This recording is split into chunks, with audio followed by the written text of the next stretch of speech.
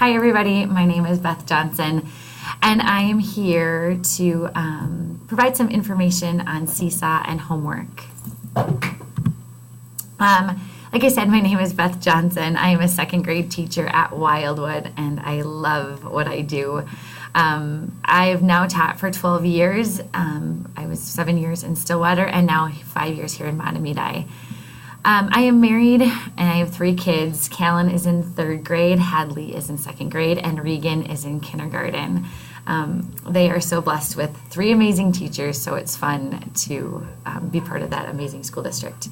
As a family, we like doing things like going to the lake. I like to read, work out, hang out with friends and family, and also teach.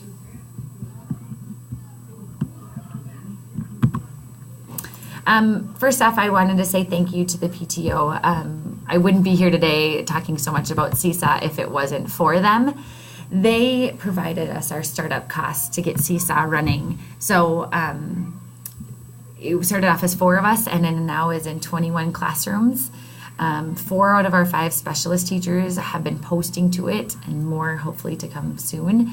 And our specialty teachers, our reading specialists, our special ed teachers are also using it. So it has kind of brought us together as a Wildwood community. So we are so thankful for all that you've done to get us started. So what is Seesaw? Seesaw is a safe way for your child to document their learning in an online portfolio. It's something that we can use here at school, the kids get to use, and then you as parents can also get access to. Seesaw allows for creativity and teaches how to use technology as a production tool.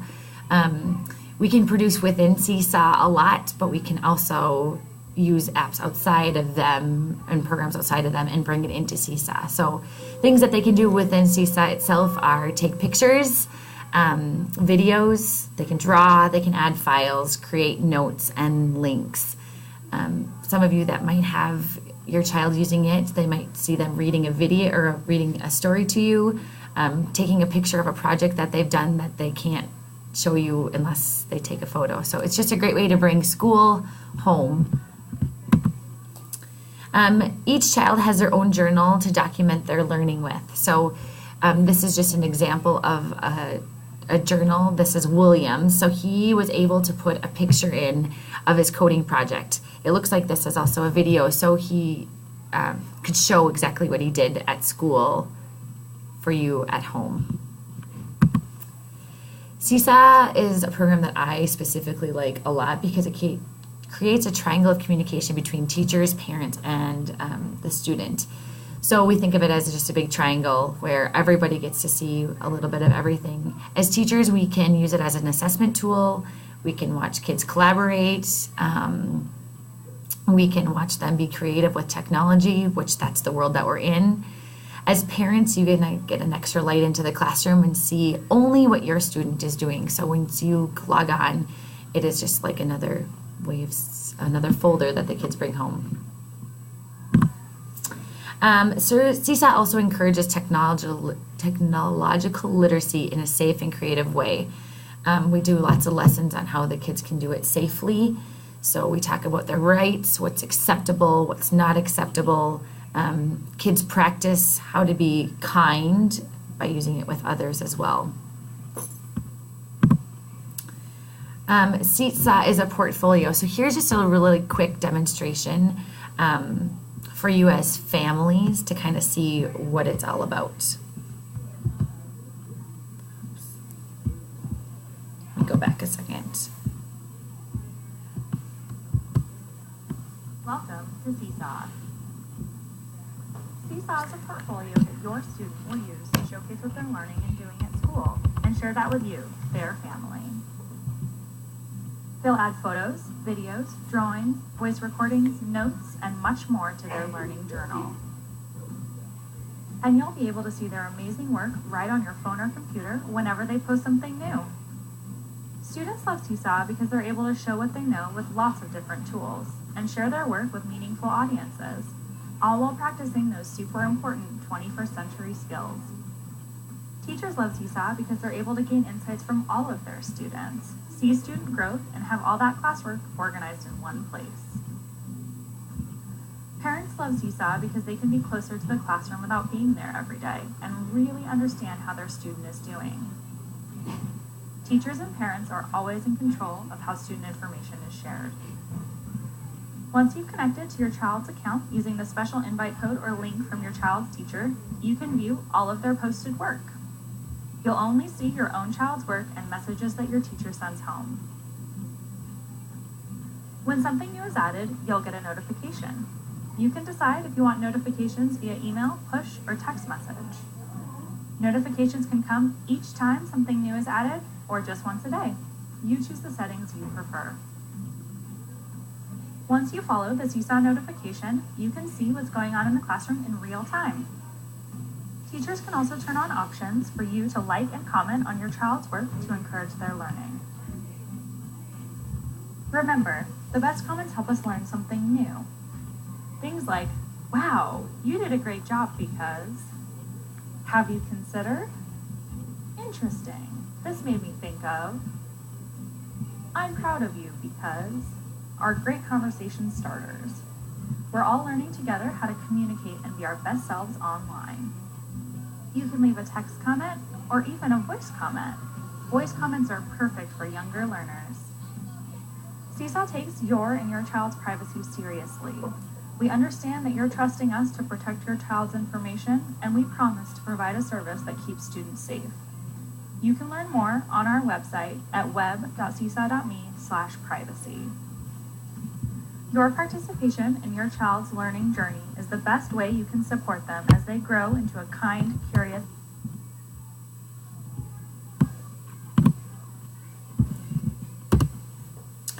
So how do parents connect? Oftentimes they're like, oh, this is great, so how do we do this? So you're going to get a sheet from your teacher, either an email or with directions on how to do it, or you'll get a QR code and you'll just follow the steps on there to sign on. You'll create your own account and then it'll link to your child's. And then as soon as your child posts something, you will get it just like you receive a text message or email.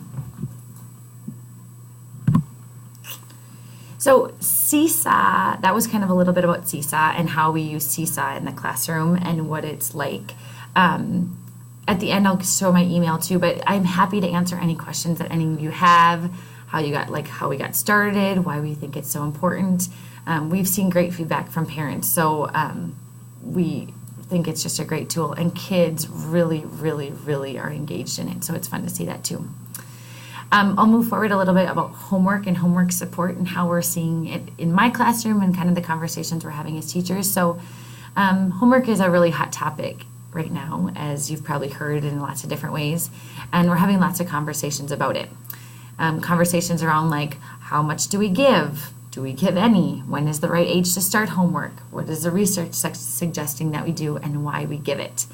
The conversations continue, and there is no right answer at this time, but I can tell you a little bit about how I'm using homework in my classroom in the different ways and how I'm encouraging kids to use it. In literacy, we hope that reading is just part of your daily routine. Your job, or what we're hoping that you can help us do, is help your child to enjoy reading. We kind of say that there's no such thing as a child who hates to read. There's only children who have not found a great book to read. We suggest that you use your local libraries. We watch kids when they get into the library just here at school, and it's like their whole world is just open. They love going through the books on the shelves, and even if they're not reading every single one of them, it's fun just to watch them pull them off the shelves and read the little bit of the synopsis on the back cover. We hope that at home you're able to carve out some time for reading. We hear great stories of kids who are able to go home in 20 minutes at night. They all find their little cozy spot and read. If you can develop time like that at home to do that as well, that would be a great suggestion for our kids. Model reading for your child.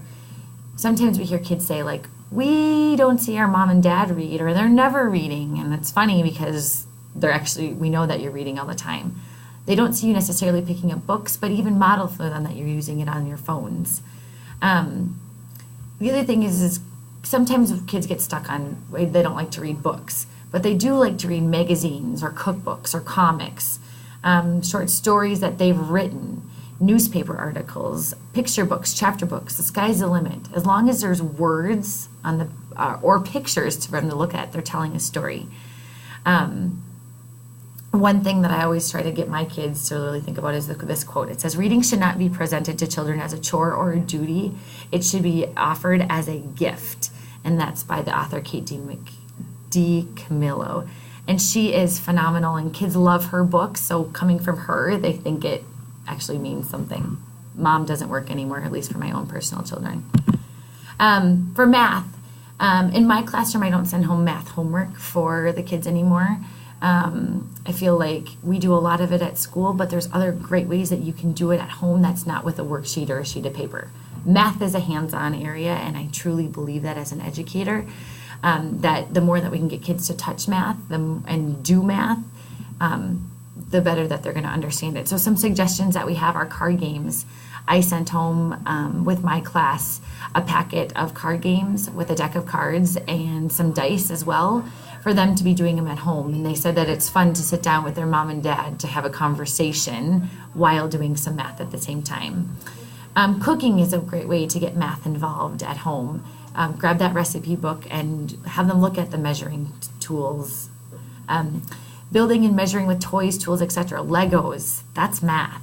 Having them play with, a piece of wood and hammer some nails in and measure the difference between nails. That's one of my students said that he did the other night as we're working on the measurement unit. Have them play with money, count money, look for number signs as you drive. There are great math apps. The technology is amazing.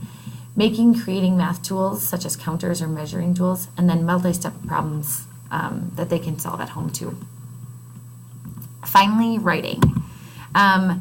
Writing is something that I've worked really hard with in my class this year just because I think it's kind of a lost skill that kids don't see us do as much anymore, but it's so powerful when they do it, and it's important to practice it. So have your kids write letters to family, rewrite your favorite recipes, keep a journal, write about what you read, or read a story with a friend or a sibling.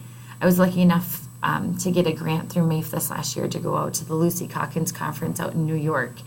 And listening to Lucy and how she got her own kids to read or to write, was fun. Each child had a journal, and she let them pick it out and decorate it. And she now goes back and reads their journals. Her cutest story was that she had her child read it. She read a piece of her child's journal at his wedding this last summer. And she said just to see their ideas come to life and how they're using it still today is amazing. So writing is an important tool that we don't want to forget either. So thank you for your time here today. I've had fun talking with you and sharing with you things about homework and whatnot. I am happy for any of you to contact me with questions about anything at any time, but especially about Seesaw and homework and how I'm using it in my own classroom. So my name is Beth Johnson. My email is right here on the screen, beth.johnson@isd32.net. I'd be happy to answer any questions or just talk with any one of you. So thank you for letting me take time with you today, and I will see you all out in the community and school soon.